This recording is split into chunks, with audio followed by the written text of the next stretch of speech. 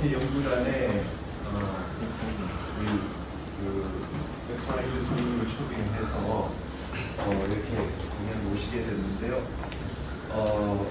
여기 지금 본문 쓰신 거 하고 연구하신 거 보면 거의 한국의 학자께서 한국 연구를 깊이 하셨다는 느낌이 들 만큼 한국 불교의 대단한 석학이시고, 오늘은 외국 학자 입장으로 보면 전임 최초인들인데요.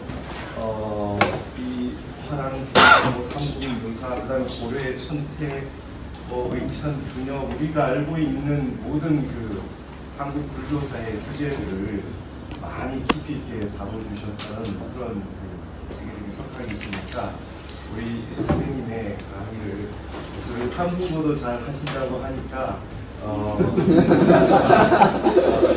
부담 없이 좀 잘 듣도록 하겠습니다. 박수로.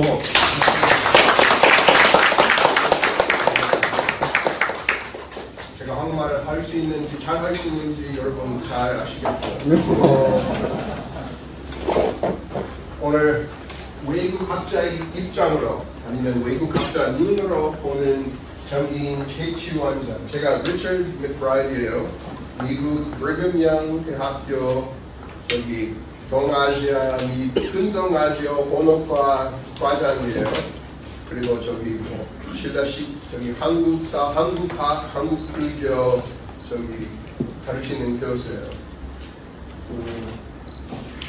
오늘 이 최치원장에 대해서 이렇게 얘기하려고 하는데, 근데 이 최치원장을 어떻게 보는지, 그것도 이렇게 어떻게 보면 제가 한국학, 한문, 동아시아 때서 이거 공부하는데 아주 깊은 관련이 있어요.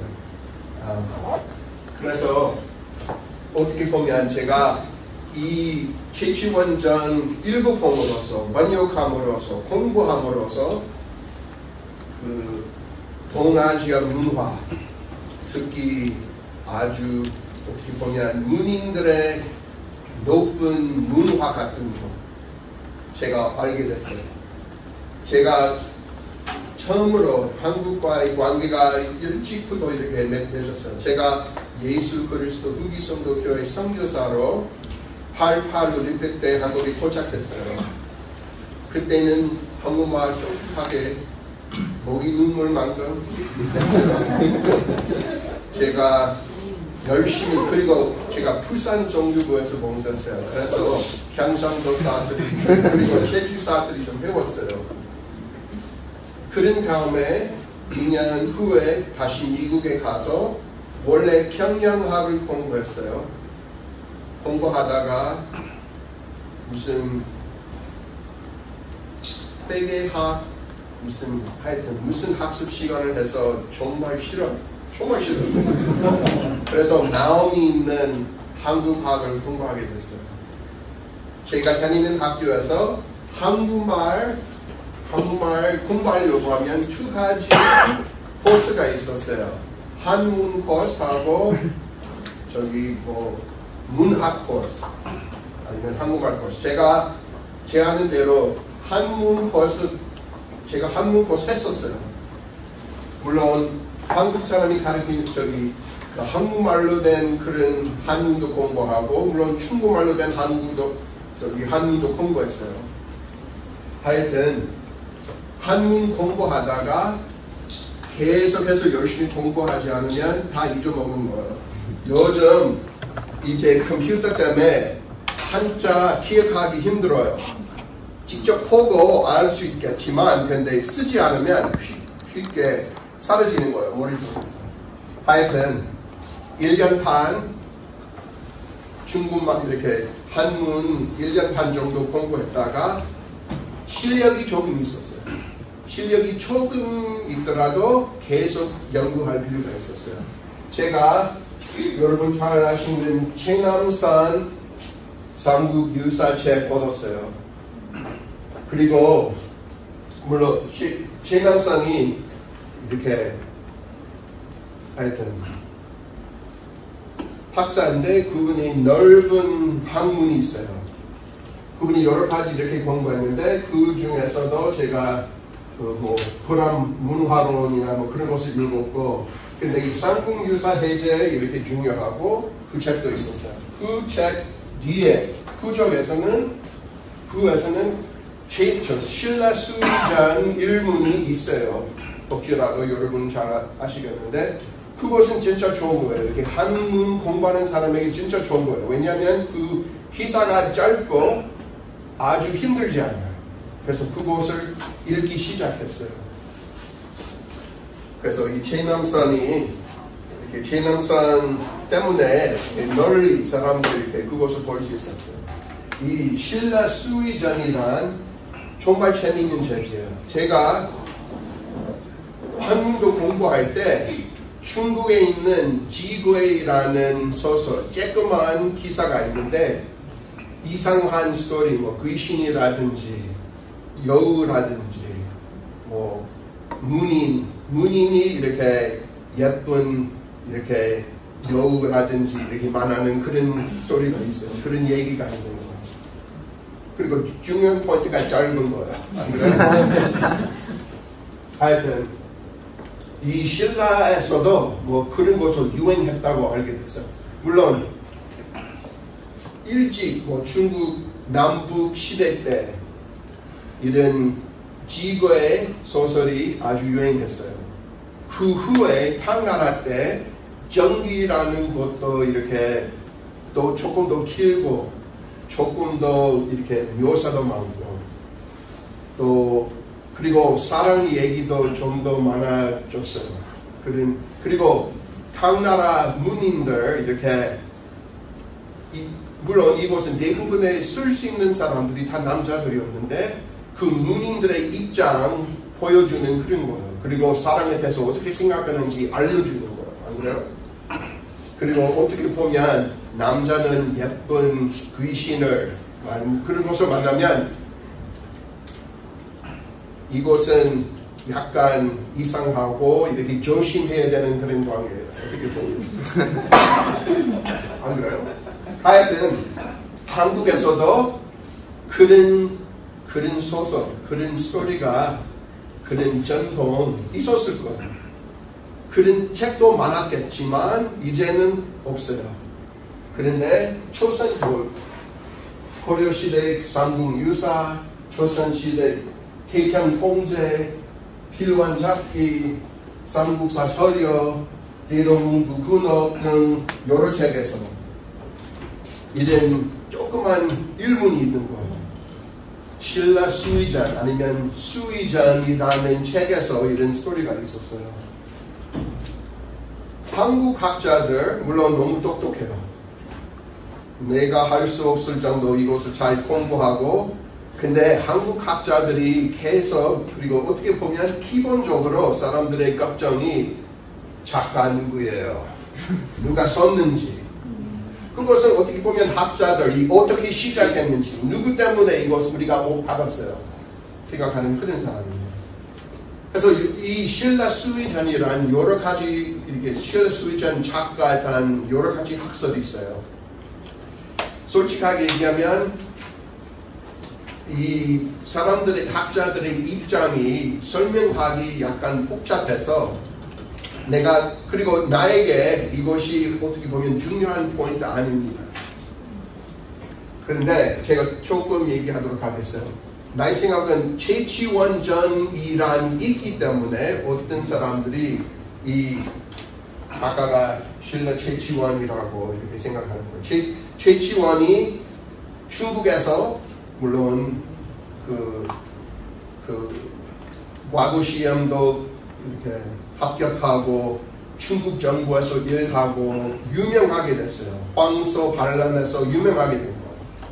그리고 그분이 물론 멋있는 한문을 쓸 수 있었어요.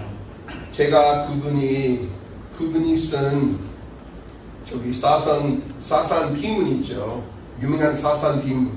그거 제가 영어로 번역했는데 이지관 스님 하여튼 거기서 번역했는데 아직은 출판되지 못했지만 솔직하게 얘기하면 최치원 정말 똑똑한 사람이었어요. 믿을 수 없을 정도로 그분이 시를 쓰면 그리고 쓰면 저기 노자, 도덕경, 장자 하여튼 여러 가지 책 다 언급하는 거예요. 모든 중국사, 문학사 뭐 그런 거 알아야 그분이 이해할 수 있는 거예요. 정말 똑똑해요. 그래서 그래도 중국에서는 이 지거의 때때로 제가 한국말 얘기하면 중국 발음도 나오는 거예요. 죄송합니다. 지거의 소설 그리고 전기 소설 그분이 그거 당연히 알았을 거예요. 중국 사람에게는 진짜 유명하게 이렇게 돌아다니는 유명한 그런 것이었어요. 아주 하여튼 그래서 최치원이 썼다고 생각하는 학자가 있어요. 그리고 우리 최남선 선생님이 그 고려 박일량이라는 문인도 이렇게 했을 거라고. 증거가 많이 없지만 저도 왠지 이 최치원전이 박일량 썼다고 생각하지만 솔직하게 얘기하면 증거 없어요. 전혀 없어요. 그리고 이리안 삼국사기 읽어보면 이 저기 신라 이전이란 얘기하는데 이런 책에서 얘기하는데 이 김청명이라는 분이 이렇게 그거 썼다고 말하는 거예요. 그래서 이 신라 이전하고 신라 수이전하고 무슨 관계 있는지 학자들 그것에 대해서 토론하고 있어요. 논쟁이라 하기 힘들어요. 그래도 그냥 하여튼 계속 그런 얘기하고 있어요. 이 최치원전이란 재미있는 거예요. 이 13개의 일문을 생각하면 가장 긴 거예요. 가장 멋있게 쓴 그런 글이에요. 그리고 이 신라 최치원전이라는 것은 태편 통제에서 보존하게 된 거예요. 저기 68권에서 이렇게 보존되고 있는데 이 성인이라는 조선시대 학자가 거기서 이렇게 쓰신 거예요. 한국 학자들 아주 좋은 이렇게 설명을 했는데 이 최치원전 보면 첫 부분하고 마지막 부분이 삼국사기 최치원 열전을 보면 비슷한 점이 많은 거예요. 그래서 어떤 학자들이 아마 이 성인이 이 최치원전 보고 그 앞 뒷부분 이렇게 넣었는지 이렇게 그냥 그런 학설 이렇게 다른 이렇게 그것을 이렇게 했었어요. 그래서 제가 그것에 대해서 전혀 이렇게 얘기하고 싶지 않아요. 알 수 없는 것이에요. 더 중요한 뭐가 있는 거예요. 더 재미있는 뭐가 있어요. 이거 보면. 제가 처음에 한국에 왔을 때 파리올림픽 때 영어로 된 이렇게 한국에 대해서 한국 문화에 대해서 영어로 된 책 솔직하게 얘기하면 책은 조금밖에 없었어요. 정말 많이 없었어요. 이 하태훈이라는 학자가 연대에서 가르치셨고 그분이 물론 한문 읽을 수 있는 분이었는데 그분이 여러 가지 이 시리즈가 있었어요. Korean Cultural Series가 있었는데 4가지 책이 있었어요. 이 Folk Tales of Old Korea이라는 책에서 고전 소설과 전설이라는 책에서 The Tomb of Twin Sisters 이렇게 영어로 이렇게 썼어요. 내가 선교사 때 그 책을 샀고 한국 사람 이해하기 위해서 그리고 제가 부산 근처에서 이렇게 봉사하고 있었기 때문에 한국사, 특히 신라사, 불교사 그런 관심이 생겨가지고 그것을 읽었어요. 그래서 제가 그것도 읽었고 나중에 이렇게 원문을 봤을 때 그 완전히 그냥 똑같지는 않았지만 그런데 비슷한 점이 있었어요. 그래서 그냥 조금 알게 됐어요. 학대론. 그리고 학생 때 대학원 다닐 때 이 신라 수의전 그 일문 계속 영어로 읽고 영어로 번역하고 있었어요. 이 프리츠 바스라는 그 네덜란드 사람 그분이 쓴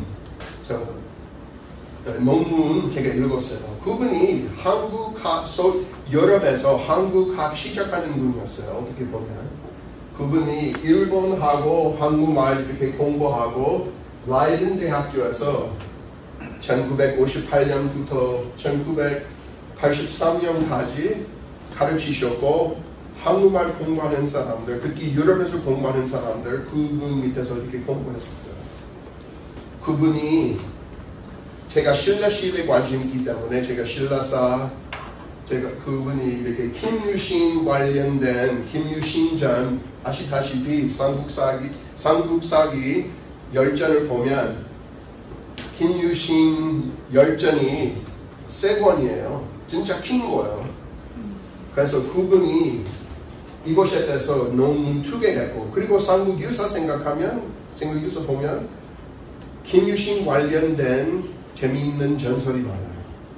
하여튼 그분이 한국 종교 관련된 책도 독일말로 이렇게 공부했고 그리고 Tales of the Extraordinary An Inquiry into the Contents, Nature and Authorship of the 수의전이라는 논문 썼어요. 그래서 제가 그거 공부하게 됐어요. 이것을 통해서 이렇게 한국말로 공부한 신라 수의전 공부한 한국 학자들의 논문을 이렇게 처음으로 알게 됐어요. 그래서 이 프리츠 바스로 이렇게 제가 알게 된 거예요. 그분이 대부분의 그 일문 다 영어로 번역했고 최치원전 빼고 너무 기니까 그래도 다른 논문에서 그분이 이것은 중국에 있는 중국 문학에 있는 유산굴이라는 그 전기소설 그 관계가 있다고 그분이 강조했었어요. 제가 그것에 대해서 조금 더 얘기하겠어요. 그래도 그거 하기 전에 한국 소설에 대해서 전기소설에 대해서 조금 생각해 봅시다. 그 여러 가지 소설이 있어요. 물론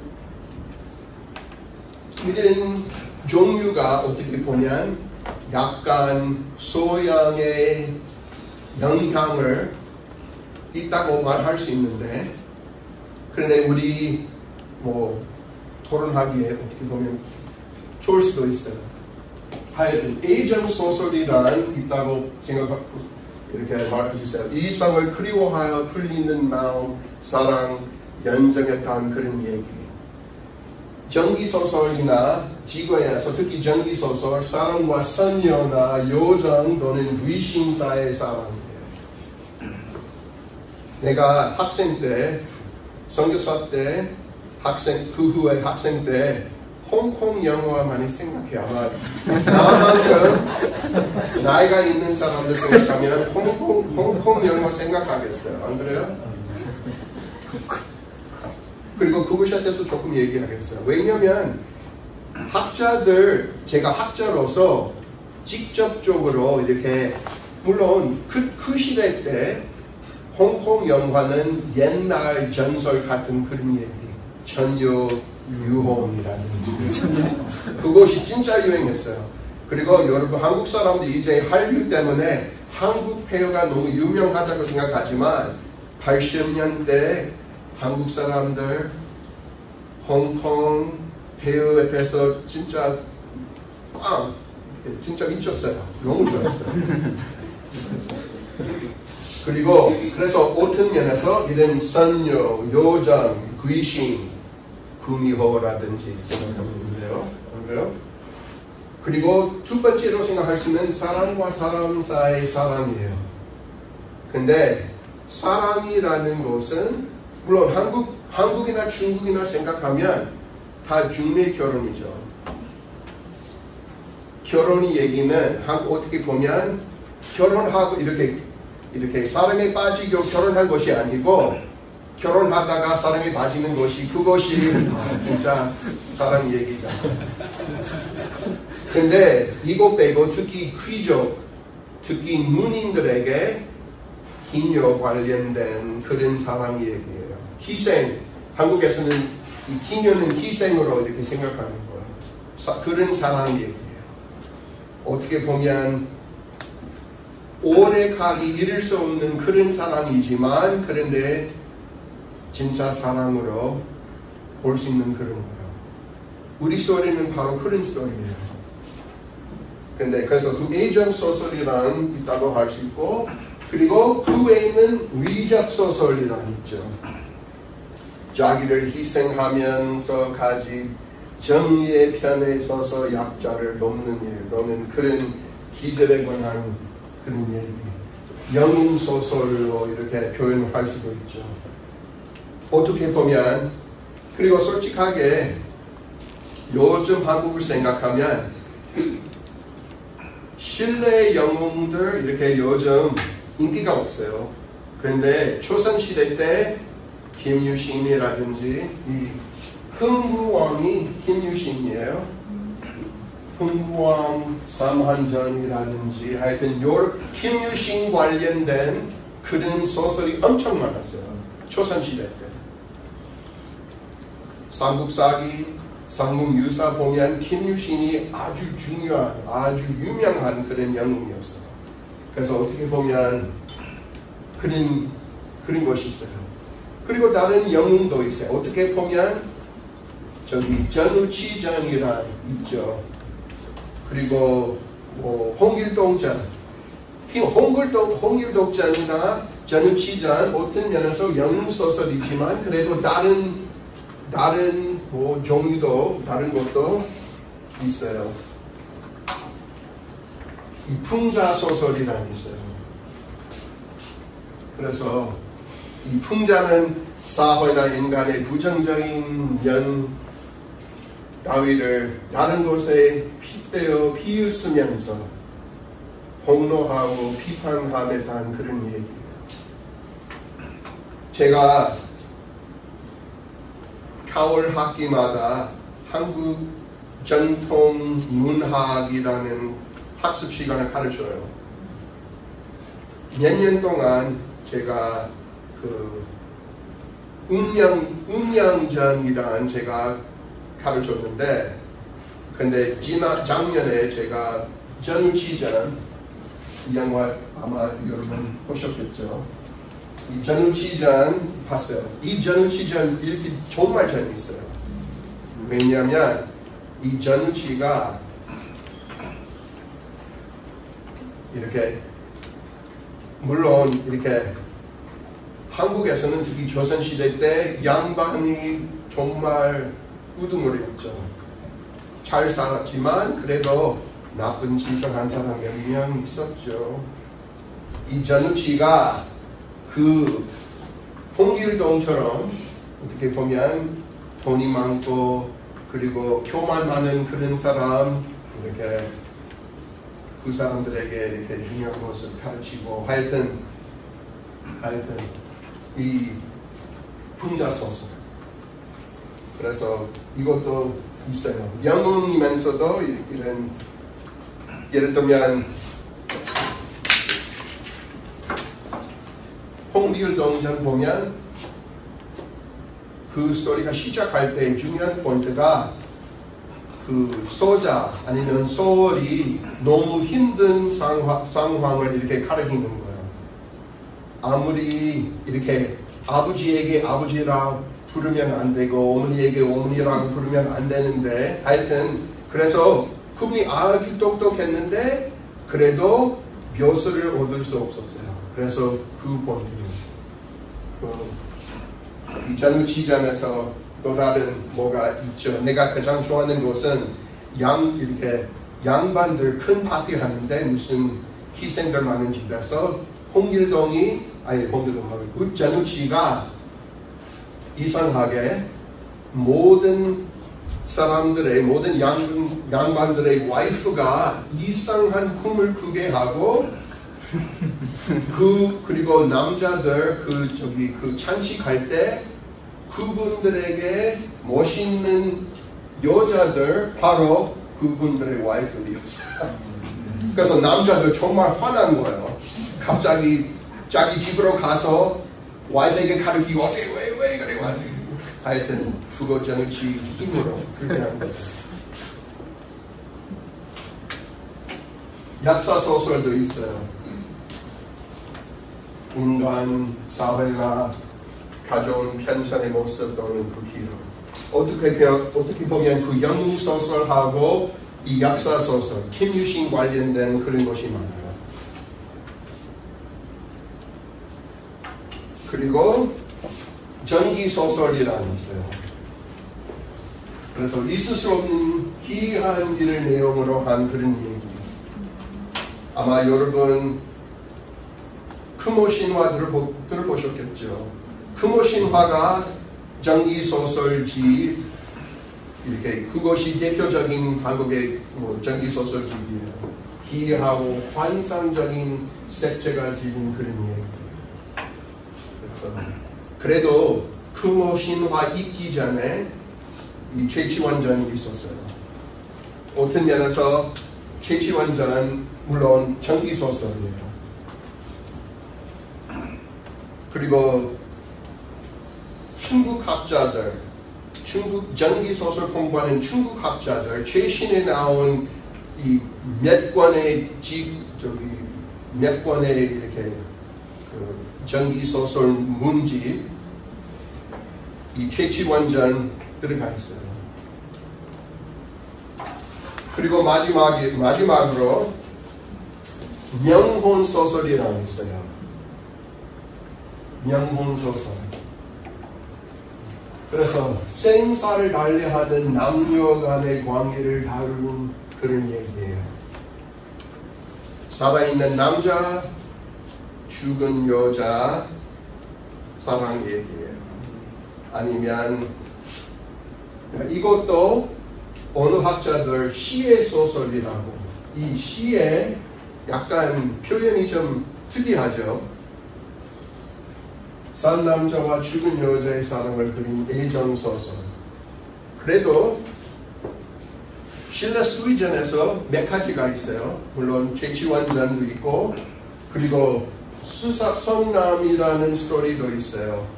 아주 짧은 스토리예요. 성남이라는 남자가 죽었는데 그 여자친구 그런데 죽은 상태에서 여자친구를 방문했었어요.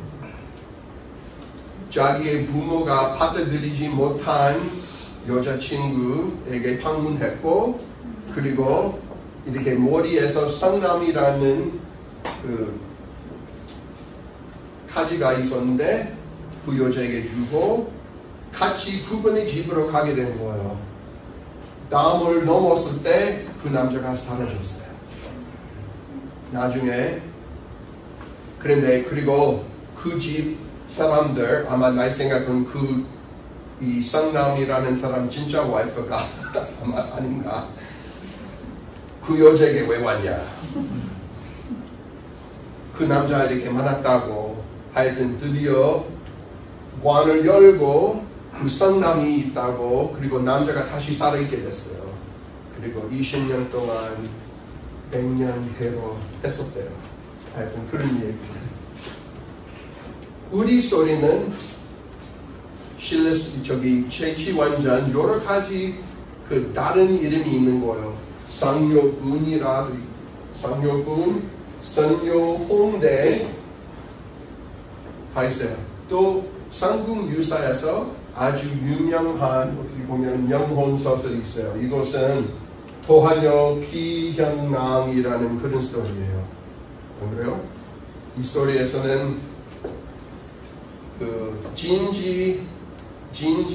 진지 왕이 죽은 후에 예쁜 노화녀에게 나타나서 우리 와이프 되겠다고 이렇게 얘기해서 아기를 낳고 피현랑이에요.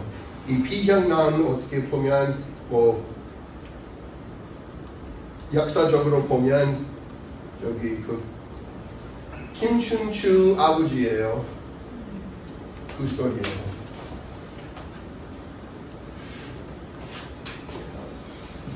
하여튼 그래서 대부분의 학자들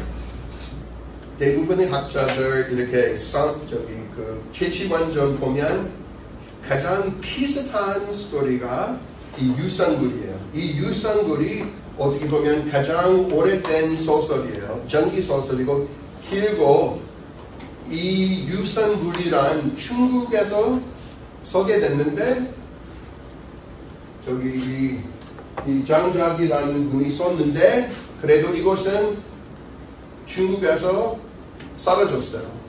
일본에서 보존하게 된 거예요.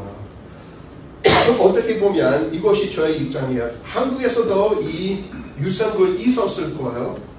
어느 정도 우리 스토리하고 최치원장과 비슷한 점이 있어요. 그래서 하여튼 내가 여러분 읽을 수 있게끔 제가 또 이렇게 그래서 이 중국 당나라의 장자 지은 연애 소설이에요. 이 소설은 황호강의 수원지를 찾아 여행을 하던 주인공인 풍유체제 길을 잃어 유산굴이라는 성계에 들어가 아름다운 선녀인 제신양과 왕오수의 환대를 받으며 하룻밤을 인연을 맺는 경우를 그리고 있다. 함께 지냈다는 사랑 얘기다. 전대 유행했던 별려문의 당대 소원을 속여 기지가 넘치는 회화와 시의 음수는 작게 재수를 나타내고 있어. 얘기 줄거리의 구성인 중점을 둔 당대의 전기와는 이질적인 소설이에요. 유산굴이 어떻게 보면 그래서 이 풍유제사 실력이 있는 남자예요. 이 풍유이라는 것은 물론 한국 사람들이 풍유 생각하면 화랑을 생각하는 거예요. 그런데 이 풍유이라는 것은 솔직하게 얘기하면 중국식 그런 문화에서 사용하는 그런 표현이에요. 그리고 이 풍유이라 생각하면 아주 자유롭고 귀족 남자들, 특히 귀족 남자들 이렇게 노는 그런 문화적인 그런 표현이에요. 이것이 어떻게 보면 미학이에요. aesthetics. 물 마셔야 돼요.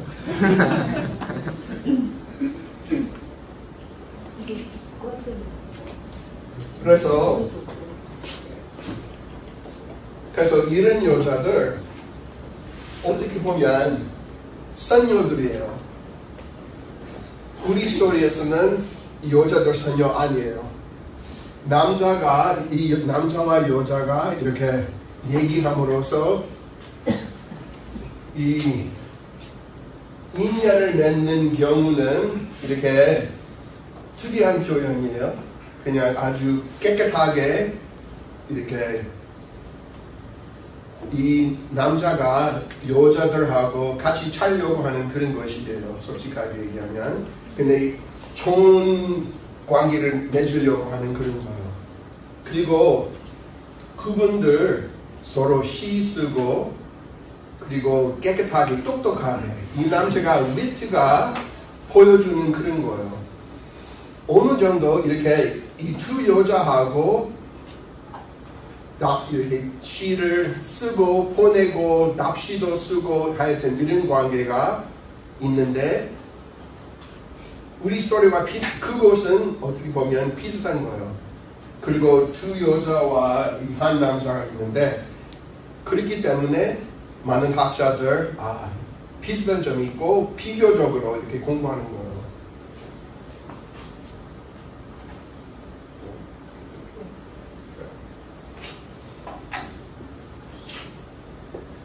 가장 오래된 그 최치원전 관련된 부분이 이 상묘묘이라는 곳이에요. 육조사적편류이라는 책은 장동이라는 송나라 분이 쓰신 거예요. 12세기 때 이분이 진사가 이렇게 1138년에 합격했고 그래서 그때쯤 아마 이 책 쓴 거예요. 이 스토리가 우리 스토리하고 비슷한 거예요. 한국말로 번역하면 상묘궁리에서 당과 같이 말하였다. 계림 사람인 최치원이라는 자가 있었는데 당나라 강부 연간에 율수현위에 임명을 되었다. 일찍이 조현관에서 쉬고 있었는데 그 앞 언덕에 상여군이라는 풀리는 무덤이 있었어요. 그 내력을 물었으나 아는 자가 없었기에 시를 지어 위문하였다. 그날 밤 감동한 두 여자의 이르러 사위를 표시하면서 저희들은 원래 선성군, 개화현, 마양향에 사는 장씨의 두 딸입니다. 작은 곳은 문장 쓰기를 좋아하였으며 큰 곳은 재주가 있었으나 뜻하게도 부모님이 소군 장수와 어린 종에게 시집가라 하셨기에 운하여 죽고 말았어요. 전부 6년 이곳에 같이 묻히게 되었다라고 말하였다. 술을 마시고 얘기를 하다 날이 밝자 헤어졌다. 율수현 남쪽 백십이 되는 곳에 있다. 그래서 이 스토리는 기본적인 스토리예요. 그래서 작가들 이렇게 한국 학자들 말하는 것은 이것이 기본적인 스토리, 나중에 고려시대, 조선시대 만든 건지 아니면 이미 최치원 스토리 있었는데 이것은 요약인지 누가 알 수 없어요. 기본적인 거예요. 그래도 최치원전 읽어보면 이 전모 6년이라는 글자가 없어요. 그래도 다른 곳은 비슷한 거예요. 중국에서 상류군이 있어요. 그리고 내 생각은 돈이 많은 한국 사람들이 이렇게 와서 최치원 정말 좋아하는 사람들 찾아와서 볼 수 있게끔 하는 거죠. 아니에요? 왜냐면 옛날 사진들이 이거 약간 깨끗하게 했었어요. 그런데 현재 중국 강서성 고순현 거기 상류군이 있어요. 물론 중국에서는 최치원이 유명한 사람이에요. 어떻게 보면. 왜냐하면 그분이 똑똑하게 쓴 편지 때문에 황소 반란 때 유명하게 됐어요. 그리고 하여튼 중국 양주에서 최치원 기념관이 있어요.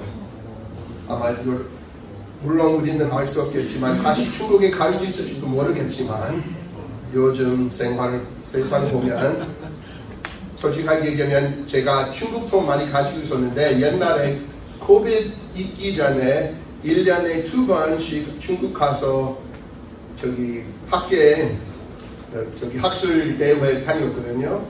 근데 요즘 하여튼 학자들 다 알겠지만 중국 상황이 좀 다른 거예요. 하여튼 중국 통 다 한국 통으로 바꿨어요. 언제 갈지도 모르겠는데.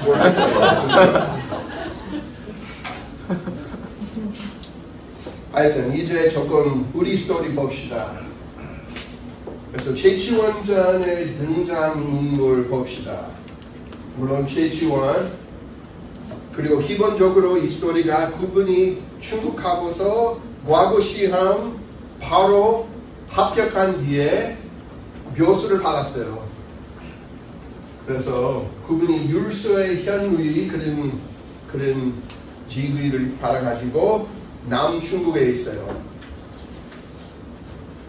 그리고 한랑자이라는 여자, 군왕자이라는 여자, 여주인공,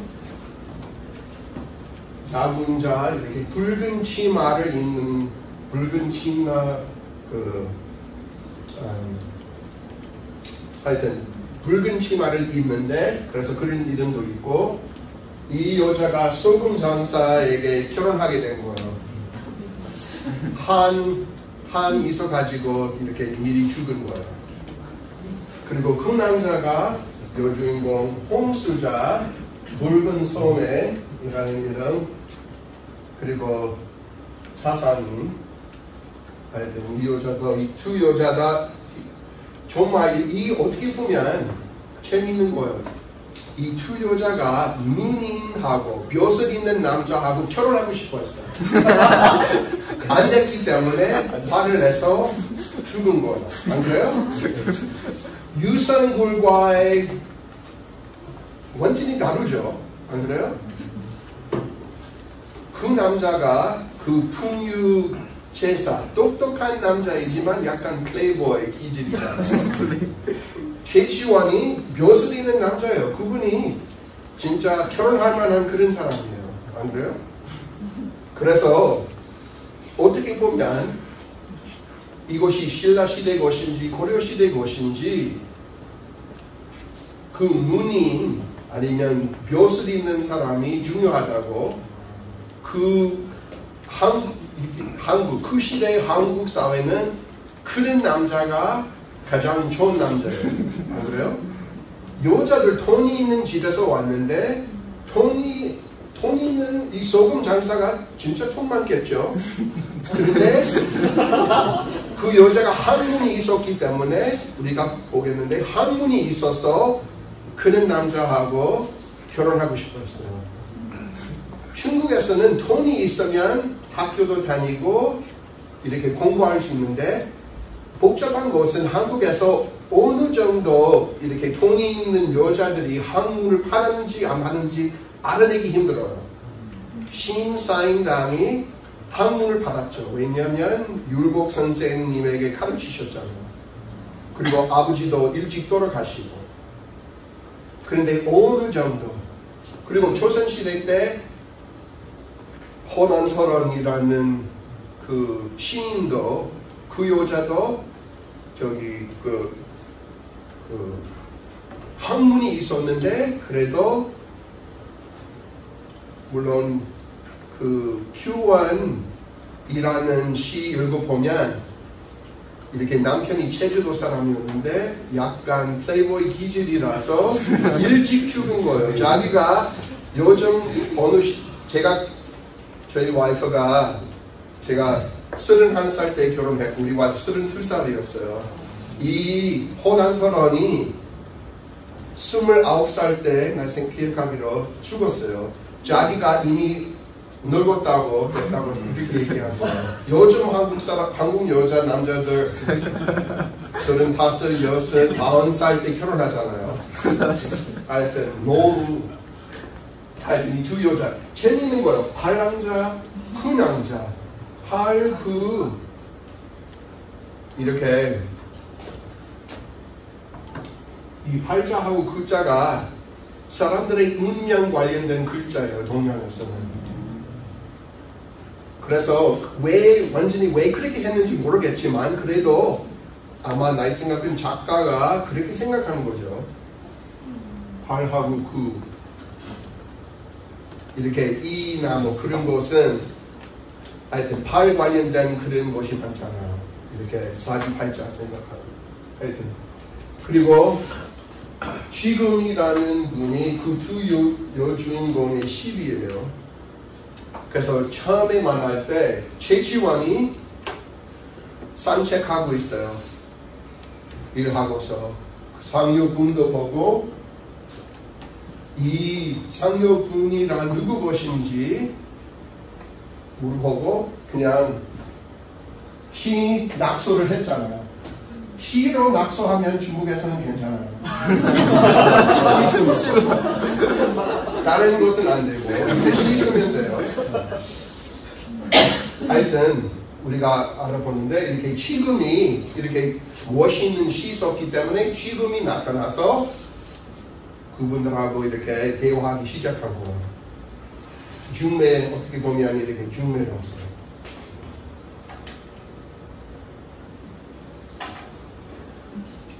그래서 얘기의 줄거리 봅시다. 간단하게.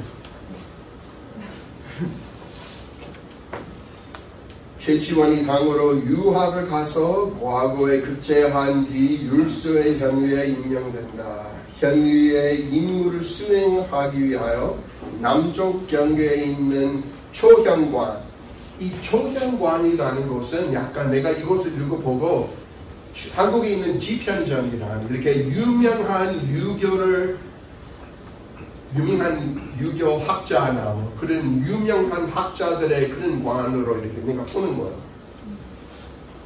머물던 중 앞에 언덕이 있는 상여분을 찾게 된다.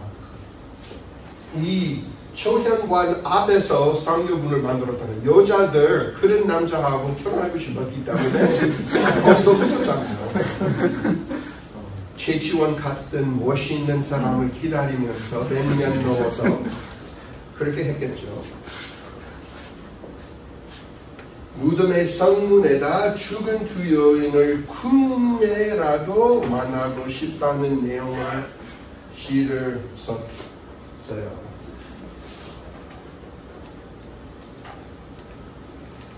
전녁 무렵 아리따운 여자가 반남자 그 남자가 준 붉은 주머니 2개를 들고 나타난다.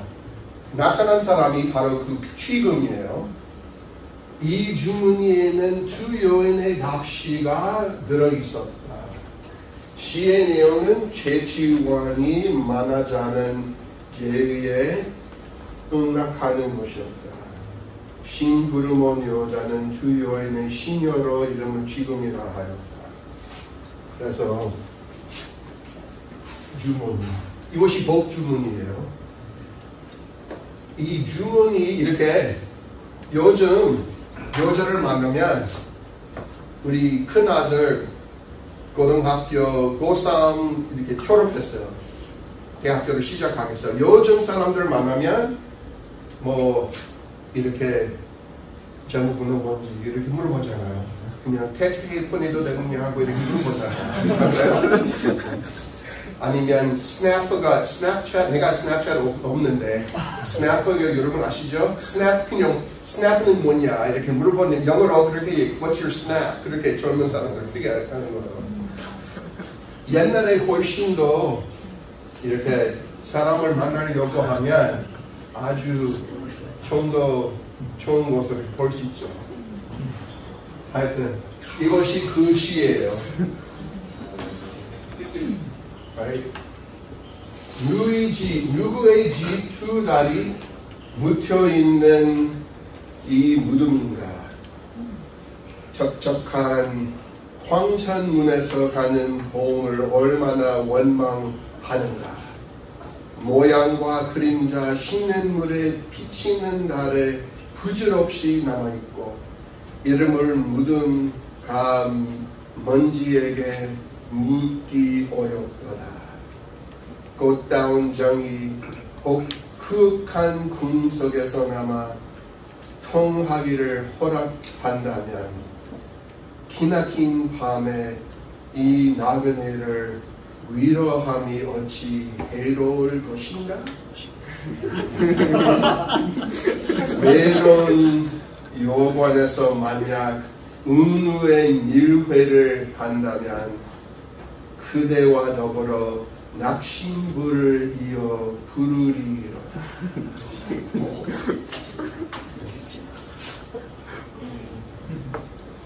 그래서 이 나그네가 우리 최치원이에요. 사랑하는 우리 최치원. 내가 이렇게 이 남아있는 시간에 그리고 이 스토리를 다 이렇게 하면서 여러 가지 부분이 이 스토리를 통해서 여러 가지 언급하는 거예요. 아마 학자들 아시겠지만 운회, 밀회, 낙심부 이것이 중요한 언급이에요.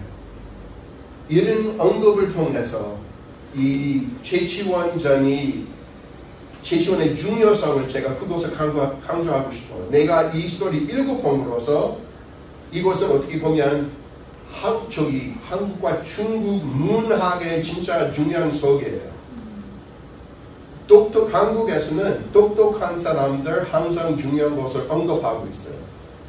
이 스토리가 재미있는 것을 많이 언급해요. 아마 여러분 모르겠지만 내가 학생 때 한번 이것이 무슨 1991년에 나온 영화예요. 그 주머니의 중요성 강조하고 싶어요. 들어갈 때는 내가 젊을 때 왕조현이 진짜 유명한 그런 말 많은 사람만 아시는 이 스토리에서는 진짜 재미있는 스토리. 어떻게 보면 천녀유혼과의 관계가 있는 거예요. 천녀유혼 때문에 이런 스토리 엄청 많이 만났어요. 그때 80년대, 90년대. 장화구가 우리 영웅인데 길거리에서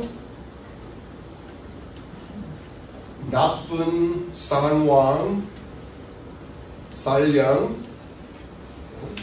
살령의 귀신을 결혼해야 되는 몽설이라는 여자를 만나는데 그 여자가 무서워서 도망갔어요. 무슨 마을 제사 때문에 산신에게 바치는 거예요. 여자 무서워서 도망갔어요. 근데 이 이 영웅이 그 여자를 만나서 드디어 자기의 마을로 데리러 갔는데 조그만 주머니 주었죠. 그리고 돌아다니면서 이 몽설이라는 여자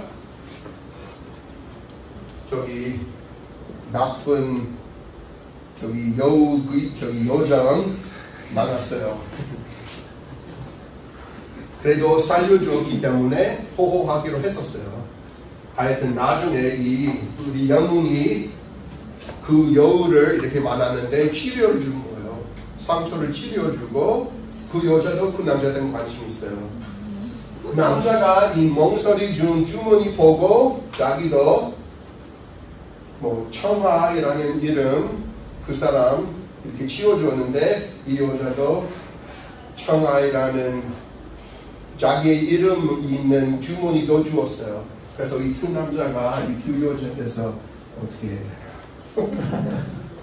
하여튼 내가 이미 그 최치원전 읽었는데 이 영화를 보면서 사람의 표시로 사람들이 이런 주머니 줄 수도 있었겠다. 스토리에 가끔 나는데 근데 영화에서는 많이 보지 못했었어요. 그런데 이 영화를 보면서 이것이 진짜 이럴 수도 진짜 그렇게 그냥 중국에서는 이런 것을 기획한다고 내가 이렇게 생각했어요. 물론 이 스토리는 중국에서 나타난 스토리죠. 물론 주문회가 준 거죠. 조선시대에 하여튼 주문회가 중요한 거예요. 요즘 우리는 주머니 생각하면 복주머니 생각하는 거예요. 그 외에는 생각하지 못해요. 근데 우리 스토리에서는 이 주머니 속에서 납시를 쓴 거예요. 지금이 최치원의 답시를 가지고 사라진 지 얼마 후 두 여인이 나타난다. 두 여인은 자매로 율수현, 조상향, 장씨의 두 딸이었다. 그들은 부모가 본인은 소금 장사에 동생은 자장사에게 강제로 정혼을 시켰으나 이를 받아들일 수가 없어 을화병에 걸려 요절했다고 하였다. 최치원이 두 여인에게 술을 권해 서로 마시면서 시를 지었는데 이 세상에는 없는 빼어난 시들이었다. 물론 그런 시 제가 이렇게 알려줄 시간이 없는데 그래도 여러분 읽어보면 언급이 많은 그런 시예요. 어떻게 보면 나의 입장에서는 그 유산구 시 아주 위트가 이렇게 재미있게, 근데 이 시는 그 사랑의 저기 중국 뭐 한나라 때 그리고 고대 중국 하여튼 사랑 얘기 언급하는 그런 시 엄청 많아요. 그래서 이 스토리를 폼으로서 중국 문학의 소개를 이렇게 그냥 받았어요. 하여튼 최치원이 시를 읊조리다가 음악을 곁들이자고 하였고 이에 큰 왕자가 시비지금에게 노래를 시켰다. 셋이 취하게 되자 그는 노충과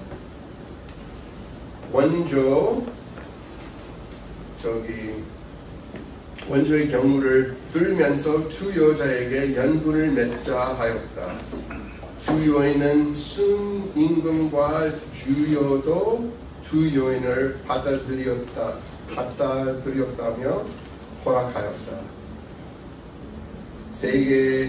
베개 하나의 이불을 깔아 셋이 동침하였는데 그 사랑의 곡침함은 이루 말할 수가 없었다. 그래서 운후의 밀회를 이렇게 했고 하여튼 그 두 여인을 이렇게 만나게 됐고 그리고 이렇게 하여튼 여러 가지 연분을 이렇게 인연을 이렇게 맺었어요. 내가 우리 와이프 처음에 만났을 때 인연이 있어야 되겠다고 이렇게 했죠. 인연이 있으면 그분들 무슨 인연이 있었는데 그렇기 때문에 그렇게 된 거예요. 그런데 그 인연이 짧은 인연이에요.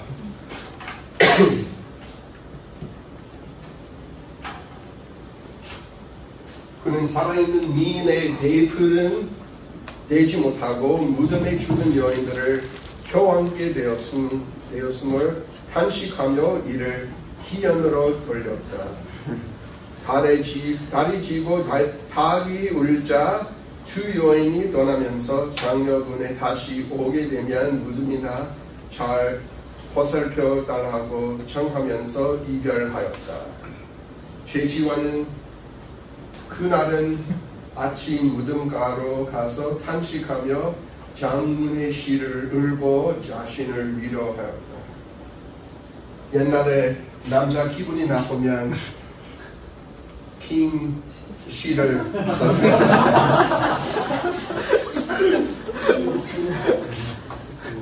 요즘 욕말하고 안 그래요? 차였으면 욕하도 하고. 근데 우리 최치원 다른 사람이죠. 그 뒤 최치원은 귀국해 속세를 벗어나 전국을 유람하였고 그 말년에는 행사에서 응거하다가 세상을 떠났다. 이 마지막 부분이 삼국사기 최치원전 읽어보시면 최치원 중국에서 유명하게 됐고 그래도 중국에서 문제가 있었죠. 문제 많았어요. 그분이 885년 6년 때 중국에 있었다가 다시 신라로 가게 됐어요. 그분이 중국에서 이렇게 중요한 곳을 이렇게 높은 교수까지 했는데 자기가 신라 정부, 신라 이렇게 우리나라 잘 되기 위해서 이렇게 일하고 싶어 했는데 그런데 그분이 육두금이었고 그리고 김씨 있는 높은 교수 있는 사람들 이렇게 그 사람 힘들게 했어요.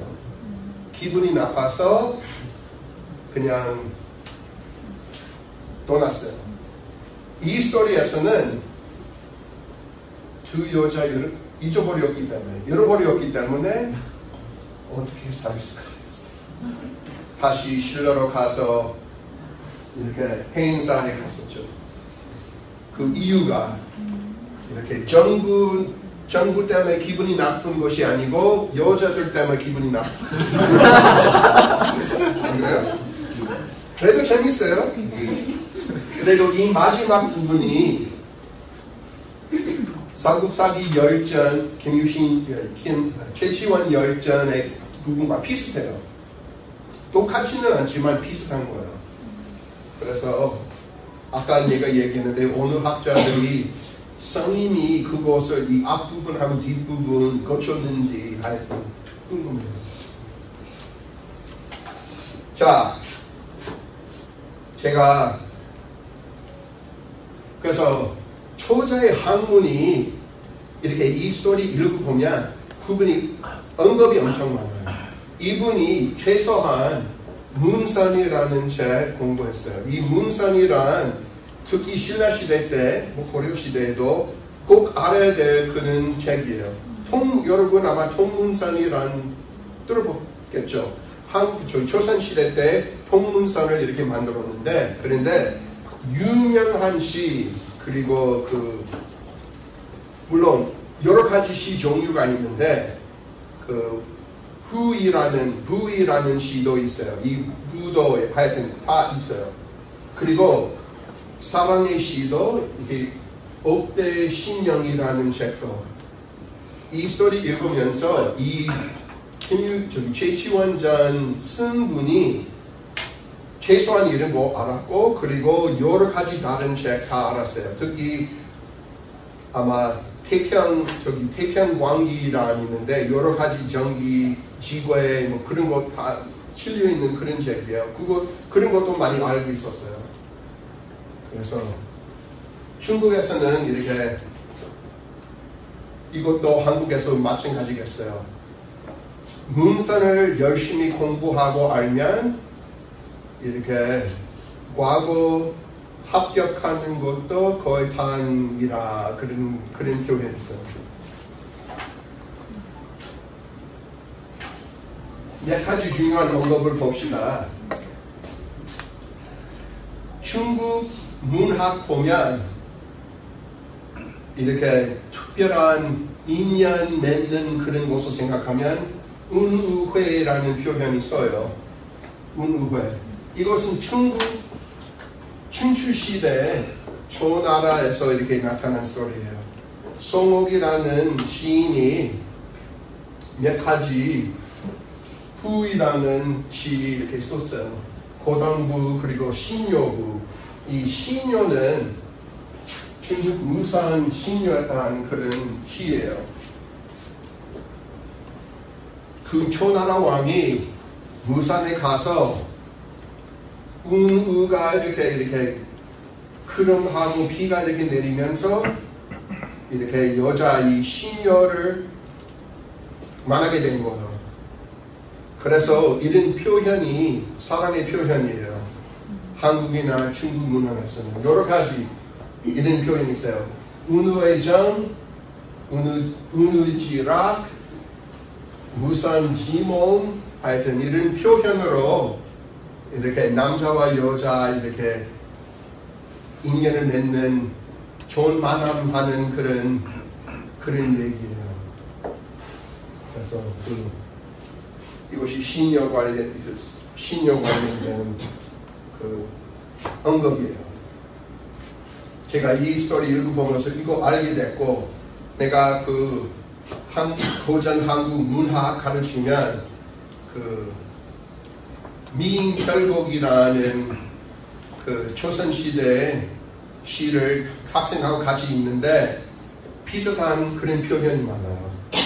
계속해서 이렇게 사랑 얘기하려고 하면 이 신녀 관련된 남자가 이렇게 여자 이렇게 너무 예쁘다고 하려고 하면 너는 신녀 같지 같다고 그렇게 얘기해요. 낙신구이란 이것도 중요한 거예요. 그 중국 삼국시대 여러분 삼국지 아시죠? 당연히 위나라 조식이라는 분이 그분이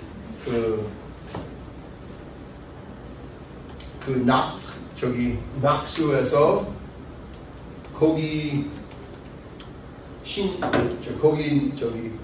그 낙수에 있는 그 신에 대해서 이렇게 후도 썼어요.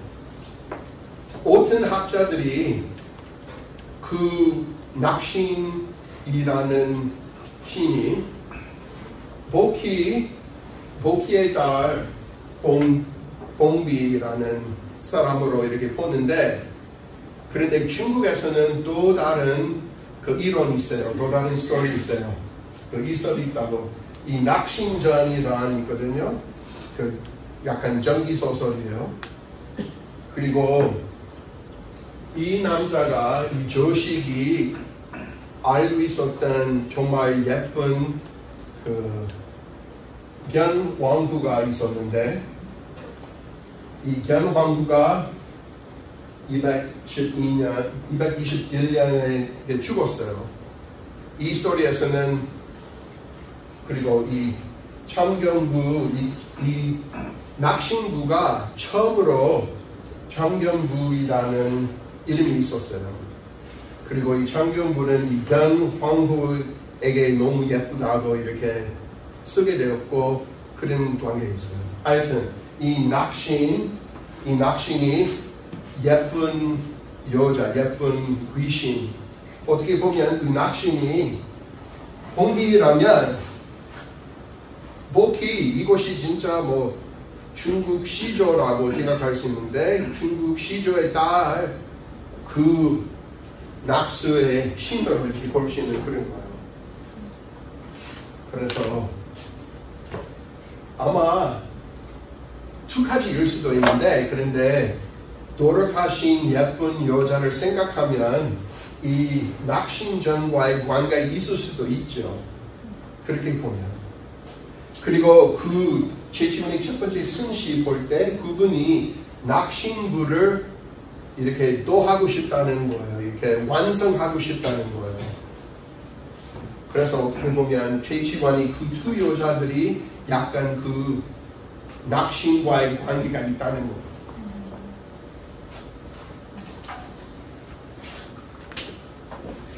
이 스토리에서도 임시이라는 언급도 있어요.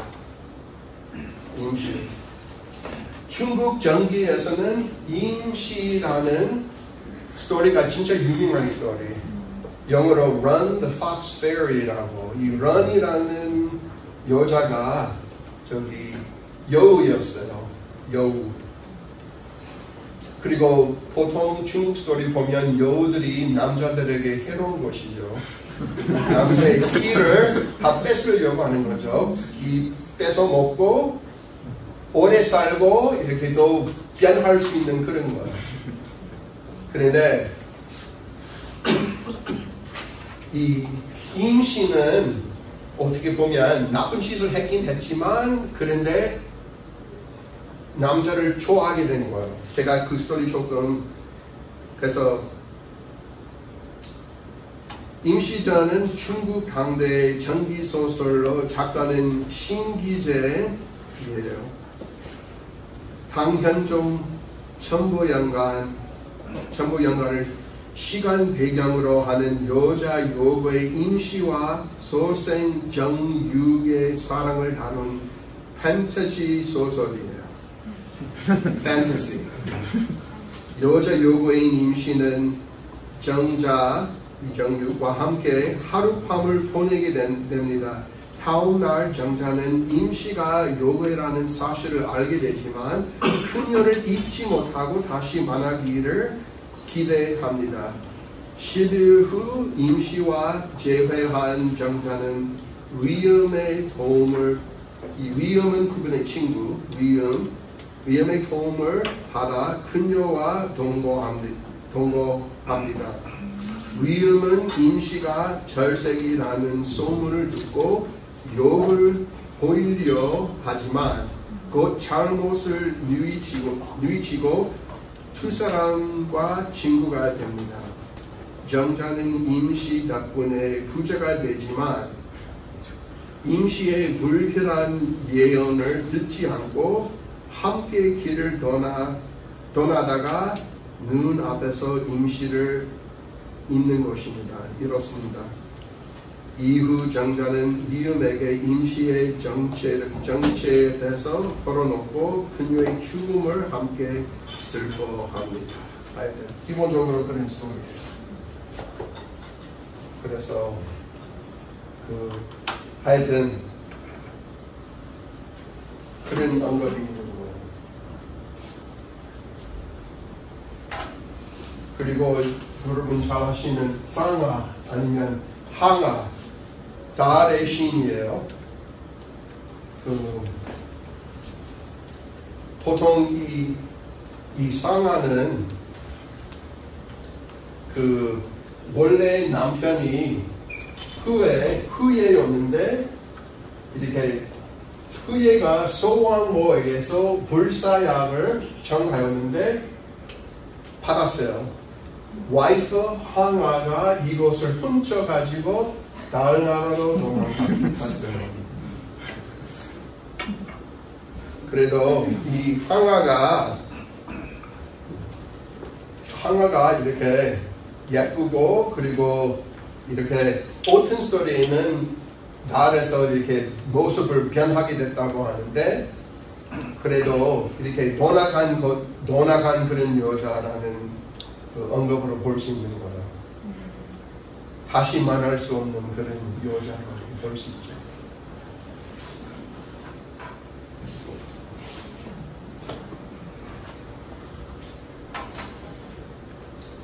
그리고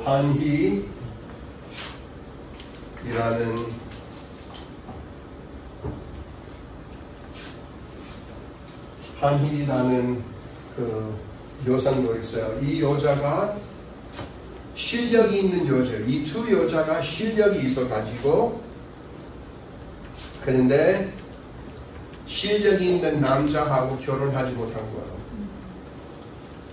거예요. 전한 성제 시절 때 제주가 있는 그런 군인이었고 그런데 또 다른 중국의 민 조비안 때문에 이렇게 왕이 조비안의 사랑을 이렇게 받게 되었는데 하여튼 그 여자 이렇게 성제의 군인으로 제주가 피상하다 후에 조비안이 성제의 사랑을 독차지하자 참소당하여 장신궁에서 대후를 모시면서 슬픈 정서를 실어 올렸으니 저 유명한 원가행의 작자예요. 그래서 어떻게 보면 이 여자 이름을 이렇게 언급하면서 자기의 재주를 이렇게 인정을 못 받았기 때문에 이렇게 사랑을 못 받은 그런 거예요. 하여튼 그래서 내가 이 스토리 읽음으로써 이렇게 하여튼 여러 가지 내가 학생들에게 우린 이렇게 정말 전통적인 문학을 읽으면 언급을 함으로써 얼마나 똑똑한지 보여주는 거예요. 그래서 이 작가가 이렇게 모든 스토리, 어떻게 보면 유산불보다도 여러 가지 스토리 많이 언급하는 거예요. 그래서 이것이 바로 강조하고 싶어요. 이런 것을 통해서 한국 문화 이렇게 고려 시대, 신라 시대, 고려 시대 이렇게 문인들, 문장 이렇게 잘 쓰는 사람들이 어떤 것을 알게 되었는지. 그리고 또 다른 언급이 비슷한 스토리 알려주는 거예요. 이 노충이라는 것은 그 한나라 이 노충이라는 사람이 한나라 함양이라는 사람이에요.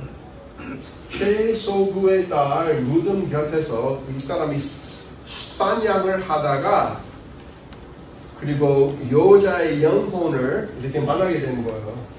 결혼하였고 여자가 귀신이면서 아기를 한 거예요. 아들 한 명을 얻었습니다. 근데 사랑으로서 그 여자 하여튼 아들 얻게 되었고 그리고 그 여자가 선물로 자기의 무덤이 있는 거울이나무 여러 가지 그 남자에게 주었고 이거 팔고 돈을 얻을 수 있을 거라고 이렇게 얘기했는데 하여튼 드디어 아버지가 이것을 어떻게 훔쳤다고 뭐 이렇게 얘기했는데 근데 그 아들 그 딸하고 닮았기 때문에 사실을 알게 된 거예요. 그래서 이 스토리 언급함으로써 이렇게 살아있는 남자와 죽은 여자의 사랑이 있을 수가 있다고 이렇게 말하는 거예요.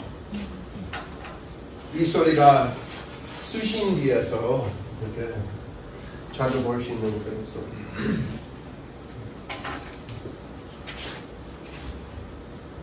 그리고 이렇게 한 남자와 두 여자가 큰 판타시잖아요. 큰 판타시. 순임금과 주류이라는 스토리 있어요. 순임금이 여러분 잘 아시다시피 순이 여임금의 두 딸 결혼하게 됐어요.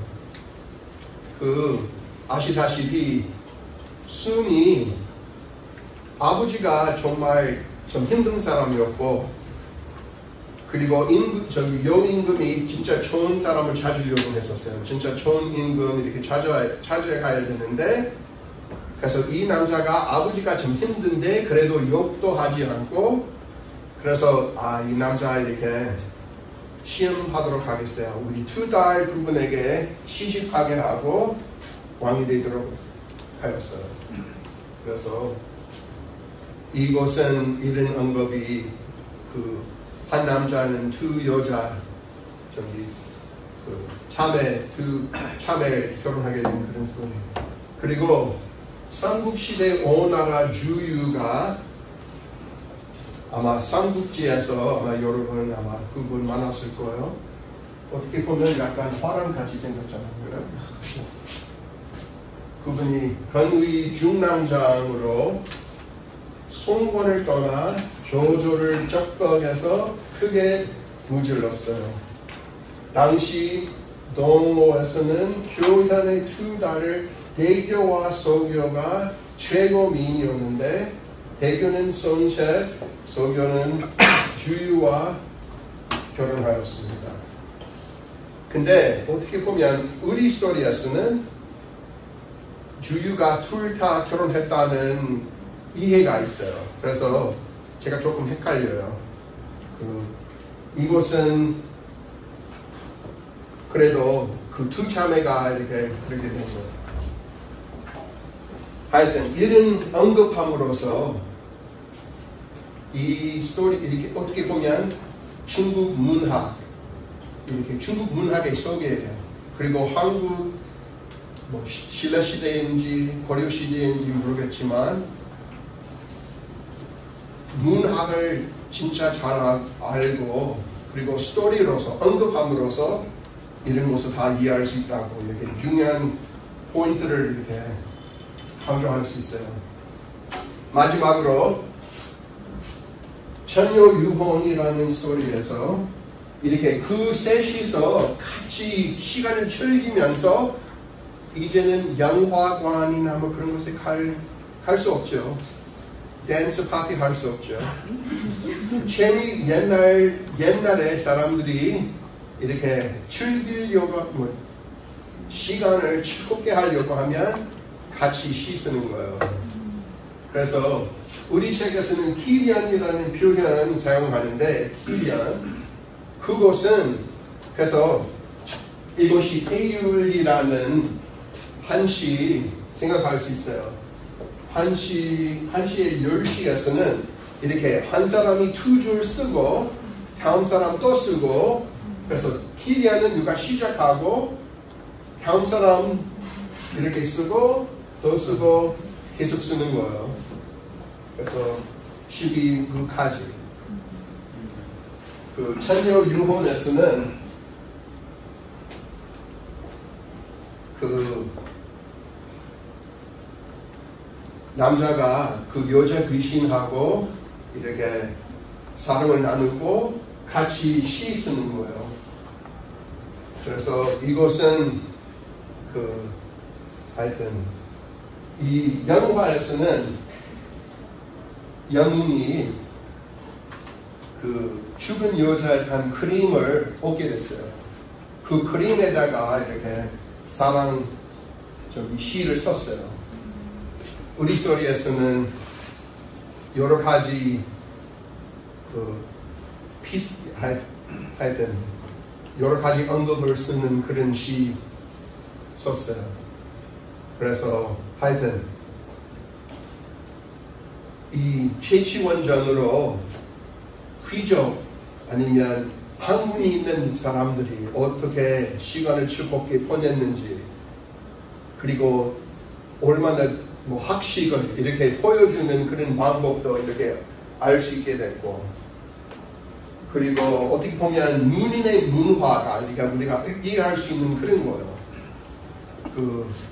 어떻게 보면 이 풍류나 풍월 이것이 동양 미학의 개념이에요. 물론 한국에서는 최치원이 쓴 최치원이 이 풍류이라는 것은 화랑과의 관계가 있다고 그분이 썼어요. 근데 어떻게 보면 학문이 있는 사람들이 즐겁게 자기가 얼마나 똑똑하게 보여주는 그리고 어떻게 보면 이렇게 남녀 관계에 대한 재미있는 언급을 이렇게 하는 그런 언급을 통해서 어떻게 보면 그 풍류가 있는 거죠. 어떻게 보면 이것이 귀족의 문화예요. 그리고 이 스토리 읽어봄으로써 사람들이 평가하면 시간이 있으면 재미로 어떠한 시를 알게 됐고 어떠한 시를 좋아하게 됐고 옥대 신양이라든지 문산이라든지 그리고 한국 사람도 중국 사람, 일본 사람 마찬가지로 이 지구와 전기 관련된 그런 소설 아주 관심이 많았어요. 중국에서는 청나라 때까지 계속 그런 스토리 유명하게 됐고 한국에서도 이런 이상한 얘기, 재미있는 얘기, 귀신 얘기 지금도 이렇게 유행해요. 그래서 아마 이 사람도 쓰는 사람도 이렇게 태평광기에 있는 그런 지구의 소설이나 전기 소설 아니면 수신기 하여튼 학식이 넓어요.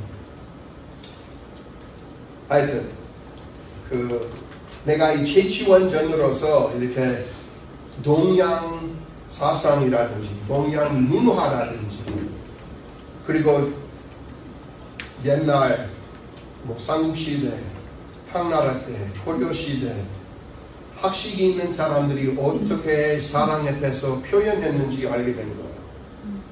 이런 스토리를 통해서 어떻게 보면 이렇게 그 시대의 판타지, 그 시대의 그냥 그 사람들의 마음을 이해할 수 있는 거예요. 자, 끝났어요. 정말 여러분 고생 많으셨어요.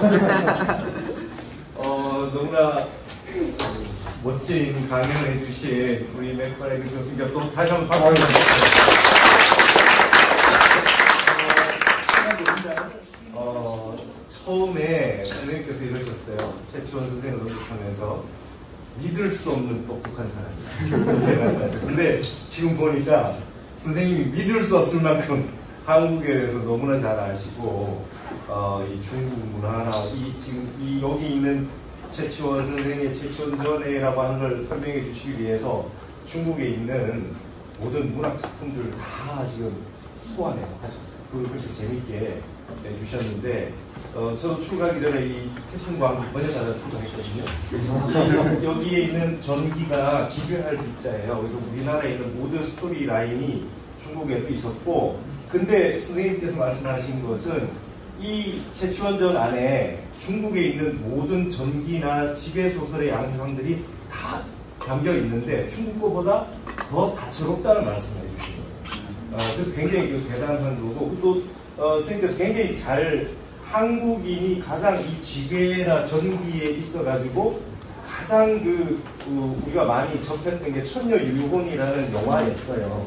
근데 그것도 원래 포송룡의 요제지라고 하는 천녀이혼이라는 작품에서 나온 거거든요. 근데 그거의 근원이 되는 작품들이 중국 작품과 최치원전이라는 말씀을 해주신 거고, 굉장히 아주 어떻게 동아시아 한국학을 연구하는가라고 하는 그런 전목을 보여주신 것 같아요. 그래서 너무 대단한 모습을 보여주셨고, 그리고 첫 번째 앞에서 멋진 말씀을 해주셨어요. 원래 한국에 오셨다가 경영학, 회계학을 하셨다가 다시 마음이 있는 한국학을 하고 싶어서 또 내가 한국학을 전공했다는 그러셨죠. 네. 너무 마음이 있는 한국학이라는 말씀. 이제 한국 때문에 먹고 살고 있어요. 여기 질문하실 분 있으면 그래도 좀 질문 좀 받아볼까요? 궁금하신 분 있으면 질문을 좀. 예, 선생님. 지금도 선생님. 지금 선교사 아니지만 그래도 이렇게 예수 그리스도 후기 선교교회 회원이에요.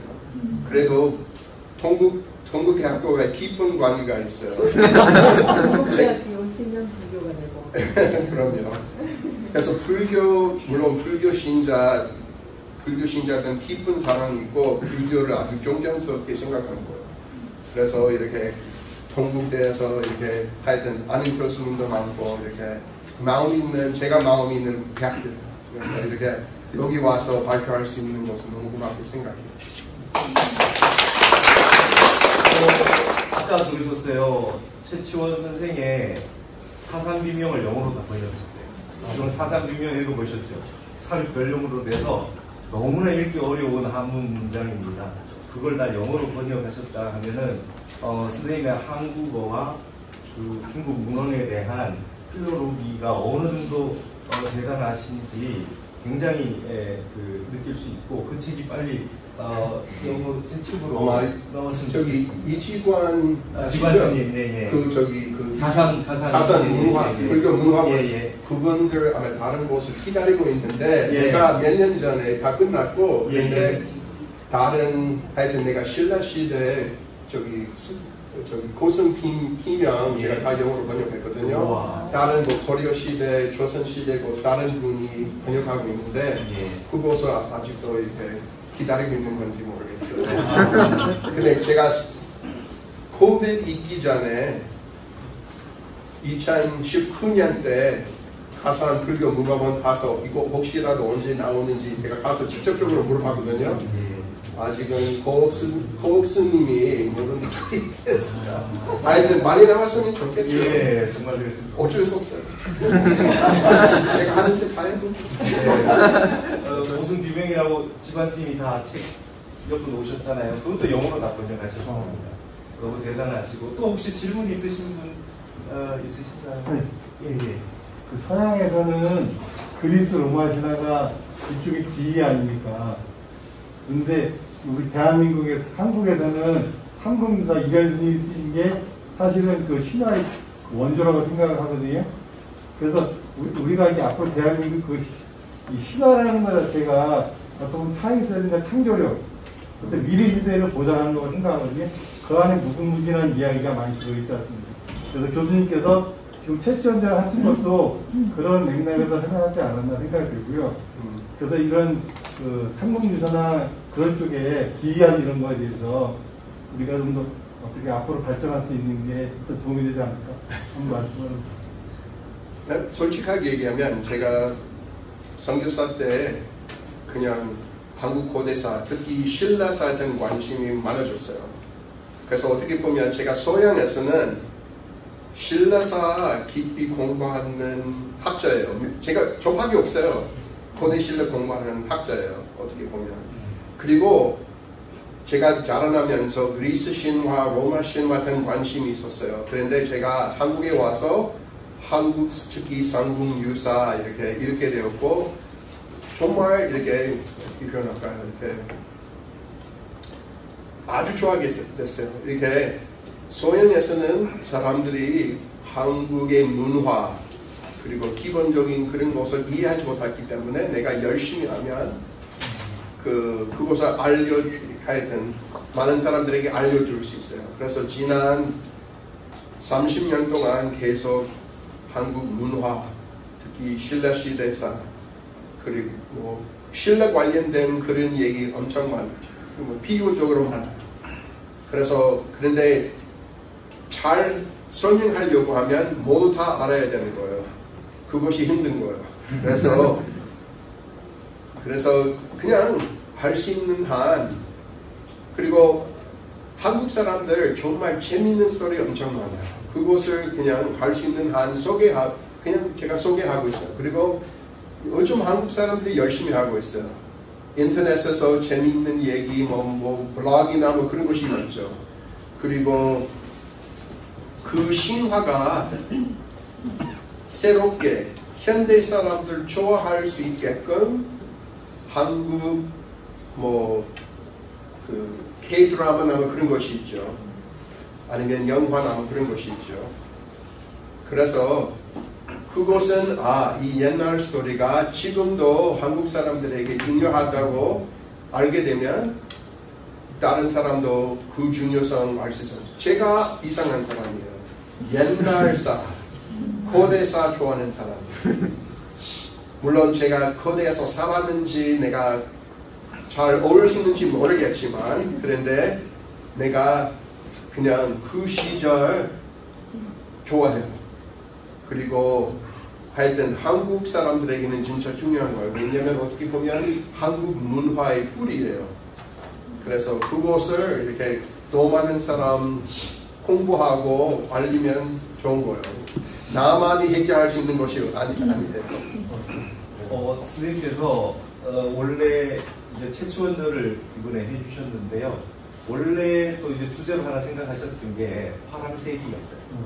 화랑세기는 아직까지 우리 학계에서도 정식으로 제대로 이렇게 정규의 사학적인 부분으로 연구를 안 하고 있는데 선생님 그걸 교수님께서 해주시려고 하시다가 채취원전으로 하셨는데 제가 봤을 때 우리 선생님의 연구 방법을 우리가 굉장히 배워야 됩니다. 뭐냐 하면 여기 지금 풍류라고 하는 풍월도라고 하는 채취원 선생의 난남비 소문이 있어서 풍류 사상이라고 하고 있지만 그게 텍스트가 별로 없잖아요.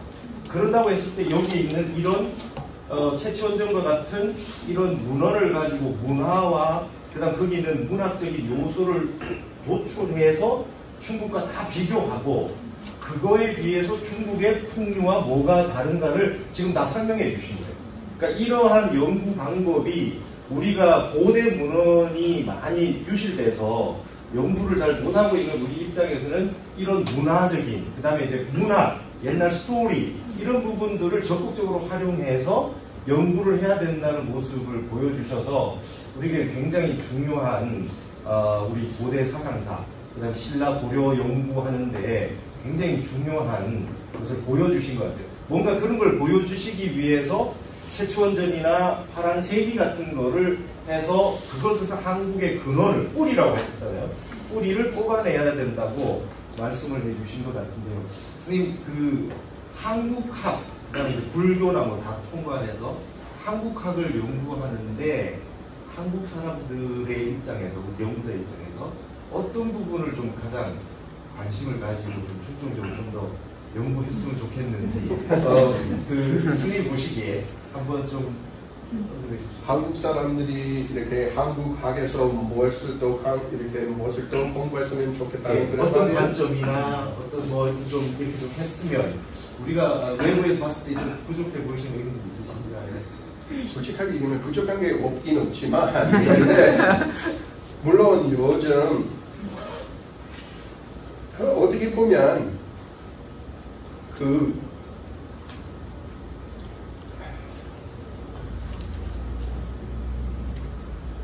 한국에서 소양과 마찬가지로 가장 오래된 것에 대한 관심이 많아요. 그래서 향가에 대해서 예를 들면 사람들 많이 공부하긴 공부하지만 그런데 하여튼 저도 오래된 거 신라시대 거 좋아하거든요. 그런데 하여튼 조선시대 문화 공부하는 사람 많긴 많지만 그런데 몇 가지 대표적인 곳을 집중적으로 사람들 공부하잖아요. 그런데 그거 조금 예를 들면 홍길동 공부하는 사람 엄청 많아요. 그런데 그 전우치 전 공부하는 사람 별로 없어요. 그리고 예를 들면 김유신 전 공부하는 사람 몇 명 있는데 그런데 뭐 박시부인 전 공부하는 사람은 없어요. 예, 그래서 하여튼 그래도 불교학에 대해서 생각하면 내가 물론 신라 시대에 대한 관심이 많은데 제가 특히 화엄 사상을 주로 공부하는 그런 학자인데 그리고 불교 신앙, 관세음보살 신앙, 미륵보살 신앙, 그 아미타 신앙 하여튼 뭐 그것서 제가 최신의 책은 그 신라 시대, 통일 신라 시대 때 정토 불교 관련된 책이었어요. 오래된 책. 자료가 엄청 많은데 조선 시대 불교를 공부하는 학자 많지는 않아요. 그래도 이제 점점 변하고 있어요. 조선 시대 불교를 알게 되면 이제 한국 이렇게 정말 지금 한국에 있는 한국 불교를 이해할 수 있는 거예요. 왜냐하면 그 시대 때 물론 그 일제 시대에도 이렇게 그것도 이렇게 공부하는 사람 몇 명 있는데 하여튼 그 조선 시대 불교를 이렇게 공부하는 그리고 그 불교 신앙 공부하면 한국 불교의 신앙도 부드럽게 더 멋있게 이해할 수 있을 것 같아요. 감사합니다. 문헌으로 볼 때는 스토리 같은 걸 굉장히 중요시 하셔야 되고 그 다음에 많이 하고 있는 것 이외에 아직 못하고 있는 부분도 굉장히 많다. 그게 관심을 가져라. 그리고 불교 연구하는데 한국 불교 연구하는데 텍스트만 연구할 게 아니라 신앙적인 부분도 연구를 해야 한국적 특색이 드러나고 이런 말씀입니다. 예를 들면 제가 5월 초에 제니바, 스위스랜드 제니바시 아시죠? 거기서 Confucius Center, 공자원, 하여튼 중국 정부가 이렇게 지지하는 그런 Confucius Center 있죠.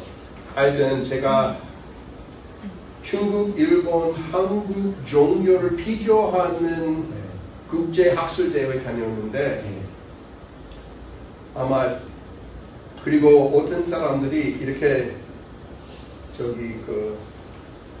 하여튼 한국이나 제가 이렇게 예를 들면 그 사찰 아니면 뭐라고 하죠?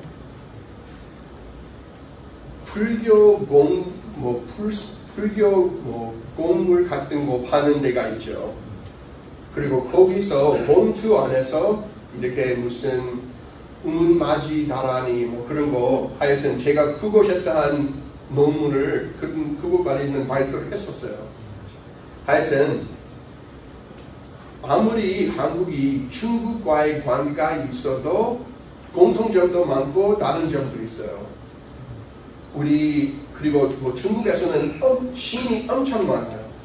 조선시대 때 보면 그 성황이라는 신 있죠.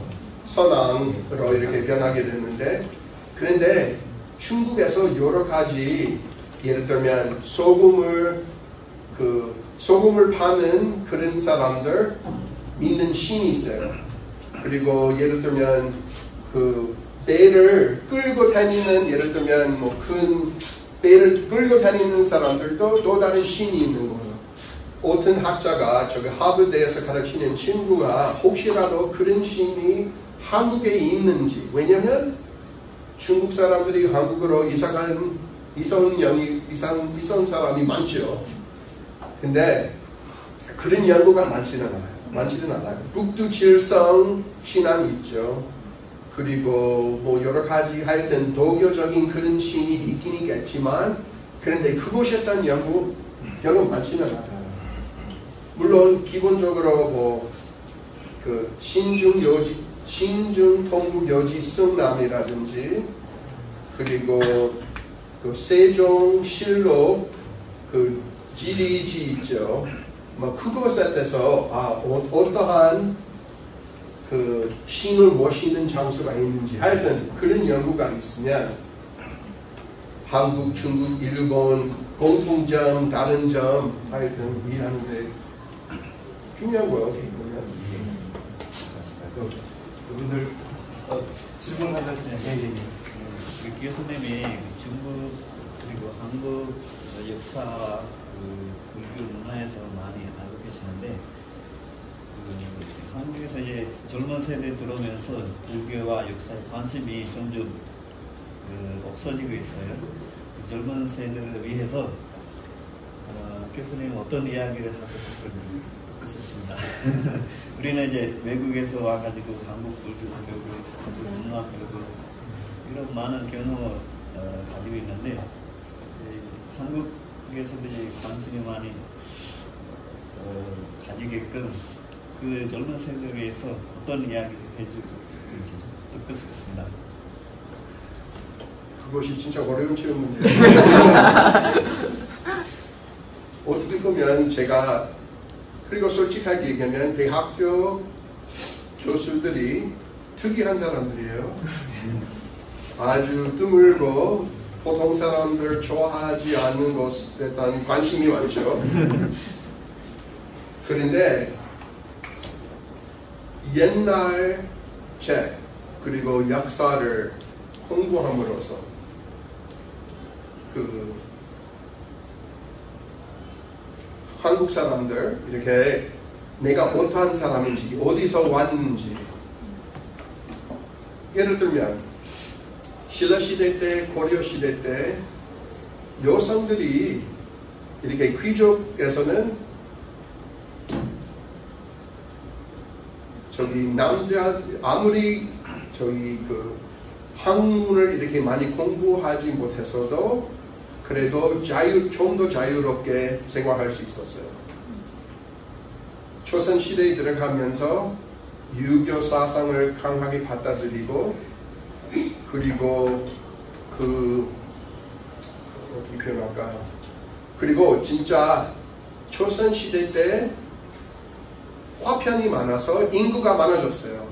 점점 농사 지을 수 있는 땅이 없어지면서 이렇게 예를 들면 신라시대 때 고려시대 때 아버지 어머니 돌아가시면 자녀들에게 땅이나 뭐 그런 것을 나누어 주었잖아요. 그리고 우리가 아는 것은 신라시대 때 고려시대 때 특히 고려시대 때 모든 자녀들이 똑같이 받았어요. 이제 한국이 다시 그런 나라가 되는 거예요. 어떤 사람들에게 내가 대학생 때 대학원 다니면서 한국 정부에서 일했어요. LA시에 있는 그 한국문화원에서 일했는데 한국 정부에서 일하는 분들 우리나라가 대표적인 유교 나라로 이렇게 믿고 싶거든요. 그런데 그리고 한국에 대해서 이렇게 세상 사람들 한국 어떻게 이해하는지 그냥 어떻게 알릴 수 있어요. 근데 솔직하게 있는 정부 사람들 유교 관심 뭐 하여튼 그런데 대부분의 한국 사람 그런 관심 없어요. 그런데 역사로서 이제 한국이 이렇게 그 상속하고 하여튼 유언이나 하여튼 그 부모님에게서 이렇게 받는 것을 이렇게 생각하면 좀 더 이렇게 공평하게 그것도 옛날 한국이 다시 나타나는 거예요. 어떻게 보면. 그리고 역사를 공부함으로써 옛날 한국 사람들이 인간의 문제를 어떻게 다루었는지 알 수 있어요. 그리고 역사적으로 한국 사람들이 자기의 역사를 공부하면서 인간적인 문제가 비슷한 점이 많아요. 아무래도 옛날 사람들이 진짜 똑똑했어요. 우린 저기 예를 들면 그 이규보이라는 고려시대 정치인하고 시인이었어요. 요즘 그분이 그 사랑하는 딸 죽었기 때문에 마음이 너무 아팠어요. 그 사람이 무엇이게 표현을 했었어요. 우리도 어떻게 표현하는지 그것으로 이렇게 공부함으로써 그 옛날에 쓴 사람도 동감이에요. 어떻게 보면. 그래서 그냥 그 옛날 사람들 컴퓨터나 뭐 그런 것이 없었기 때문에 그냥 우리에게 할 얘기가 없다고 생각할 수 있지만 그런데 공부함으로써 그 옛날 사람의 지식, 그 옛날 사람들의 지혜 받을 수 있는 거예요. 그래서 쉽게 말하기는 힘들지만 젊은 사람들에게 그런데 내가 학생들에게 가르치면 내가 패션 있게 가르치면서 이것은 나에게 중요하니까 몇 명이 그것을 공부함으로써 이렇게 그 사람도 마음을 이렇게 마음으로 느낄 수 있는 그런 거예요. 그래서 모든 사람 다 받아들이지 않겠지만 그래도 어떤 사람들 취미로서 그 옛날 것을 좋아하게 되고 그것은 우리에게 할 말이 있다고 알 수 있는 거예요. 이규보 선생이 땅을 잃었을 때 썼던 옛날의 그 시를 읽어봐야 한국인의 마음을 공감할 수 있다. 이런 말씀해 주셨어요. 엄청난 말씀입니다. 정말 감사합니다. 제가 한국학 에세이라는 걸 쓰면서 그런 말을 했어요. 한국을 모르는 한국인도 없지만 한국을 제대로 아는 한국인도 없다. 정말 근데 선생님 모시고 진짜 공부하고 싶네요. 그렇죠? 정말 많이 해주셔서 감사하고요. 혹시 꼭 질문을 난 꼭 해야 되겠다 하시는 분 있으시면 없으신 것 같습니다. 일단 선생님 저기 제가 이 해외 초청 석학 모시고 하는 우리 프로그램을 HK 연구단에서 많이 해왔는데요. 제가 사회를 볼 수 있는 것은 선생님께서 한국어를 너무 잘하셔가지고 이렇게 아무 문제 없이 너무나 우리가 재밌게 들을 수 있었던 것 같습니다. 선생님 너무 감사하고 선생님 혹시 해외사는 한번 최초의 해외사를 가보셨나요? 제가 행사 몇 번이나 가봤어요. 그리고 한국 사람 덕분에 저기 그 대장경, 고려 대장경 직접적으로 볼 수 있었어요. 거기 하여튼 정말 멋있어요. 하여튼 우리보다 훨씬 우리를 더 잘하는 많은 사람 알면 좋죠. 너무 감사합니다. 그렇죠? 큰 박수로